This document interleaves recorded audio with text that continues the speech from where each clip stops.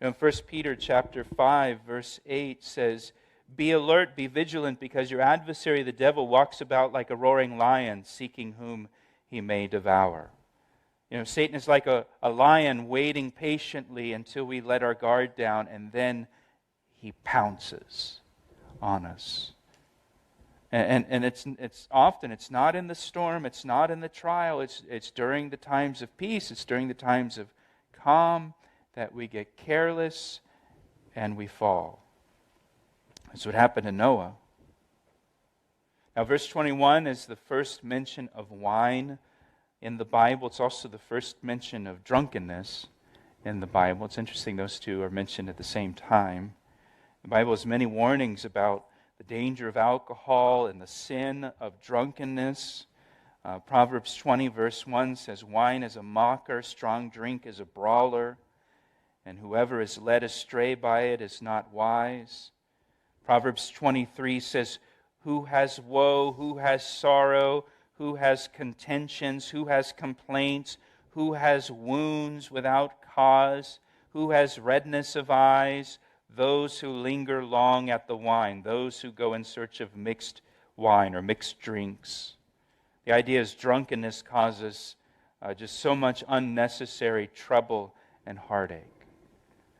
In Ephesians chapter 5, verse 18, it tells us not to be drunk with wine, not to be filled with wine, but to be filled with the Holy Spirit, to be under the influence of the Holy Spirit, not the influence of alcohol. Noah here, he gets drunk. This godly man who was just and perfect in his generation, who walked with God, he gets drunk and he ends up humiliating himself. He ends up in a humiliating situation. And watch what happens in verse 22 now. Verse 22, "And Ham, the father of Canaan, saw the nakedness of his father, and he went and told his two brothers outside. But Shem and Japheth took a garment and laid it on both their shoulders and went backward and covered the nakedness of their father. Their faces were turned away, and they did not see their father's nakedness." And so Noah awoke from his wine, and he knew what his younger son had done to him. So Noah's son Ham saw the nakedness of his father. Noah's passed out in the tent, and so Ham apparently goes into Noah's tent, and when he goes in, he discovers his father passed out. And so what did Ham do in that moment? Well, Ham ran and told his two brothers about his father, about their dad's condition. And when it says here that Ham told his two brothers, it means to tell with delight or to tell with glee. Ham runs out, "Shem, Japheth, you're never going to believe this. Come see. Come check out our old man. Come see what he's like. He's passed out."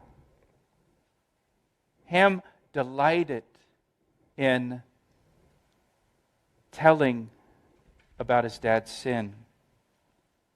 He delighted in telling his brothers about his father's condition. He enjoyed mocking and humiliating his father to his brothers. Now the brothers, on the other hand, what they did is they heard what Ham said, and they took a garment, they took a blanket of some kind, and if you try to picture this in your mind, they laid it on their shoulders, and they walked in backward into the tent, and they covered their father's nakedness. And it says they were careful to turn their faces away so that they did not see their father's nakedness. And so you have the sons, they have two different responses to their father's condition. Ham immediately went to tell others about his father and wanted to humiliate his father even more than he already was. Shem and Japheth, they did everything they could to cover their father's sins, and they made sure they did not see it for themselves. Now let me ask you a question. How do you respond to someone else's sins? How do you respond to someone else's sins? Are you like Ham and you delight in telling others about someone else's failure or someone else's embarrassment? Gossiping? Hey, did you hear about so-and-so? Did you hear what happened to him? Did you hear what's going on with that person? Do you enjoy talking about someone else's failure? Someone else's shame? Kicking them while they're down? Do you delight in hearing? Maybe you're not a teller, maybe you're here. Do you delight in hearing about someone else's failure? Or reading about it online? Or watching a video of it on YouTube? You know, we live in a culture today that delights in exploiting and exposing people's failure.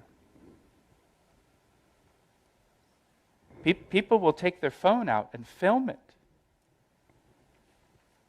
instead of stepping in and helping them. That's the world we live in today. We exploit people's failure. It goes viral. It can be one failure. You can have a person who is just, perfect in his generation, walking with God, does everything right. And they've got one failure. And it goes viral. And everybody watches it. And everybody shares it. And you know this, we live in a cancel culture, right? You got that one failure, you're out. It doesn't matter how good your life has been before that, or what you've done right, or how long you've done it for. Man, one embarrassment, you're out. That's the culture we live in today. We live in a culture that delights in exploiting and exposing people's failure publicly. Now, Shem and Japheth,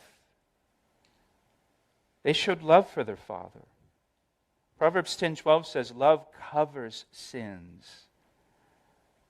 Shem and Japheth, they covered their father's sins. Proverbs 17:9 says, he who covers a transgression seeks love. We're followers of Christ, right? We are to be known by our love, right, for one another. Well, he who covers a transgression seeks love. But he who repeats a matter separates friends, causes division. Now, love does not condone sin, but love doesn't expose sin either. Love covers sins. Our task as followers of Jesus Christ is to help that person in sin and restore them and cover their sin out of love for them, not expose them. Galatians 6:1 says, if another believer is overcome by sin, you who are godly should gently and humbly help that person back onto the right path. If another believer is overcome by a sin, you who are godly should gently and humbly help that person back onto the right path. And then it says, and be careful not to fall into the same temptation yourself.